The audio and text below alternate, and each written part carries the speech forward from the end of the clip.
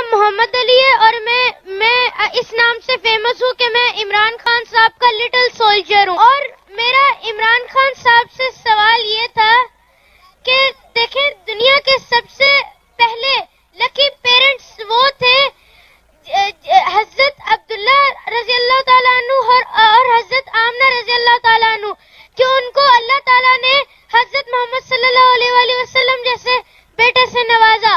اور دوسرے سب سے لکی پیرنٹس دنیا کے وہ ہیں مسٹر اکرام اللہ نیازی اور مسز شوکت خانم، جنہیں اللہ تعالیٰ نے عمران خان صاحب جیسے بیٹے سے نوازا. عمران خان کی سچویشن کو دیکھ کے یہ کہا جا سکتا ہے کہ جلد ہی امام زمانہ کا ظہور ہونے والا ہے.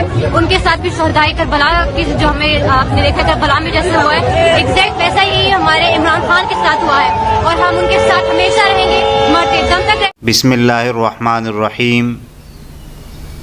آپ نے اس بچے کی باتیں سنی کہ کس طرح یہ کہہ رہا ہے کہ آپ صلی اللہ علیہ وسلم کے والدین کے بعد اگر لکی ہے تو وہ اپنا لیڈر بتا رہے ہیں کہ اس کے والدین ہیں کہ ان کے ہاں یہ بیٹا پیدا ہوا.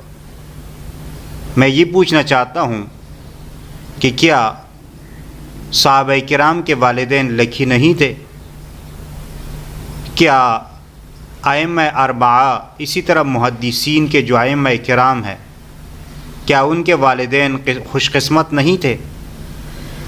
تو یہ کس طرح معاشرے کو خراب کیا جا رہا ہے، یہ بھی ایک سازش ہے کہ لوگوں کو اس بات پر آمادہ کیا جائے کہ لوگ دین کو چھوڑ دیں اور ایک شخصیت کے پیچھے لگ جائے جو وہ کہہ رہا ہے چاہے وہ غلط ہو یا صحیح ہو، اور اس کی تائید شروع کر دے. تو یہ ذمہ داری علماء کرام کی تھی، لیکن علماء کرام بھی اس کے پیچھے لگ چکے ہیں اور اس کی تائید کر رہے ہیں اور لوگوں کو قائل کر رہے ہیں کہ نہیں یہ بندہ اچھا ہے، لیکن اس کی زندگی اور اس کے کرتوت کو نہیں دیکھتے. بڑے بڑے علماء بھی اس کے پیچھے لگ گئے، اس کی برائی کو برائی نہیں کہتے اور اس کی اچھائی کو اچھائی کہہ رہے ہیں، لیکن اس کی برائی کو برائی نہیں کہتے اور اس کے لیے دلائل پیش کرتے. تب کسی کی سرحد میں انٹر نہ ہو، وہ اس کی ذاتی زندگی. جیسے عمران کی زندگی کو اچھال لیں، کتنے دکھ کی بات ہے کہ وہ کیا کون مفتی سعید نام کو یہ ہے کہ عدت میں نکاح پڑھا دیا. مطلب یہ بہت ہی دکھ ہوتا ہے. تو خدا را علماء کرام کی ذمہ داری ہے کہ وہ اس کی نشاندہی کرے.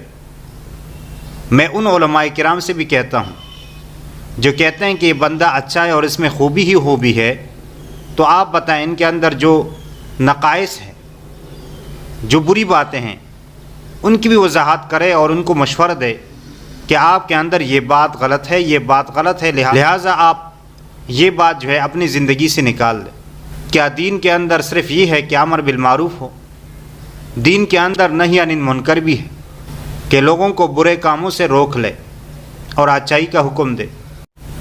یہ نہیں ہے کہ آپ مسلسل نیکی کا حکم دے اور برائی کو چھوڑ دے، ایسا بھی نہیں ہے. آپ صلی اللہ علیہ وسلم کی زندگی اٹھائیں، آپ صلی اللہ علیہ وسلم نے اچھائی کا حکم بھی دیا ہے اور برائی سے روکا بھی ہے. تو آپ صلی اللہ علیہ وسلم کے نقش قدم پر چلتے ہوئے یہ آپ کی ذمہ داری ہے کہ آپ اچھائی کا حکم دے اور برائیوں سے لوگوں کو دور کرے اور لوگوں کو بتائے کہ یہ برائی ہے. اللہ تعالیٰ سے دعا ہے کہ اللہ تعالیٰ ہمیں بھی صحیح بات سمجھنے اور اس پر عمل کرنے کی توفیق عطا فرمائیں. وما علینا الا البلاغ المبین.